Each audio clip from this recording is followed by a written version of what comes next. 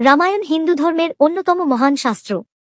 শুধু পড়লেই বা শুনলেই একটা গভীর শান্তি মনের মধ্যে আসে। ওখানের প্রতিটা ঘটনা আমাদের জীবন যাপনের আর জীবন অনুভব করার কৌশল শিখায়। এসব ঘটনা থেকে শেখা আমাদের জীবনের পথপ্রদর্শক হতে পারে। রামায়ণের আরেকটা গুরুত্বপূর্ণ শিক্ষা হল ভালোই শেষ পর্যন্ত মন্দকে হারায়। অনেক সময় আমাদের জীবনে এমন ঘটনা ঘটে যা আমাদের হতাশ করে ফেলে। আমরা ভাবি, আমার কেন এমন হলো, কিন্তু আসলে এই সব ঘটনা আমাদের নিজেদের কৃতকর্মের ফলাফল। আমাদের ভালোমন্দ সব কাজই আমাদের ভাগ্য গড়ে তোলে। যখন রামচন্দ্রের বনবাস শুরু হয়, তখন রাজা দশরথ বুঝতে পারলেন যে ভাগ্য গড়ে হয় ভালোমন্দ কাজের ফলাফল দিয়ে। একজন মানুষের ভাগ্য তার কাজের ওপর নির্ভর করে। যখন রাম, সীতা আর লক্ষ্মণের সঙ্গে বনবাসে গেলেন, তখন রাজা দশরথ দিনরাত তাদের বিচ্ছেদে কষ্টে ভুগছিলেন। রাজা দশরথ বুঝতে পারলেন এটা এড়ানো সম্ভব নয়, কারণ ভাগ্য তো আগেই তা ঠিক করে দিয়েছিল। তাই তিনি তার ছেলেকে হারানোর যন্ত্রণাটা সহ্য করলেন। ছেলেকে হারানোর পর রামকে নিয়ে তার ভুলের জন্য অনুতপ্ত হতে লাগলেন। আর একদিন রানী কৌশল্যার সঙ্গে থাকাকালীন তিনি তার ছেলে রামের কথা মনে পড়ল।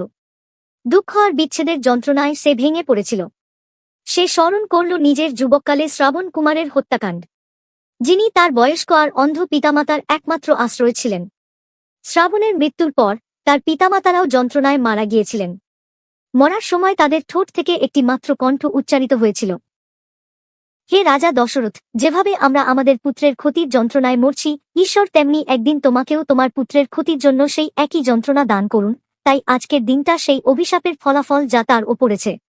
আজ সে বুঝতে পারল পুত্র হারানোর অচল যন্ত্রণা কি। মানুষ তাদের নিজের কাজের মালিক। একজন মানুষ যেভাবে কাজ করে, সেটাই তার জীবনের পথ এবং অবস্থা ঠিক করে দেয়। ভালো কাজের ফল ভালো হয়, আর খারাপ কাজের ফল খারাপ হয়। মানুষ জীবনের নানা পরিস্থিতির মধ্য দিয়ে যায়, আর বলা যায় তারা এই পৃথিবীতে থাকতেই নিজেদের কাজের ফল পায়।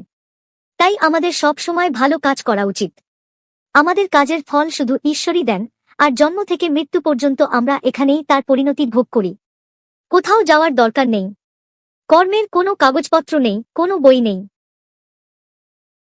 সাবস্ক্রাইবার বন্ধুরা, জয় শ্রী রাম। হিন্দু এক হোক, কর্মফল সেই হিন্দু হোক।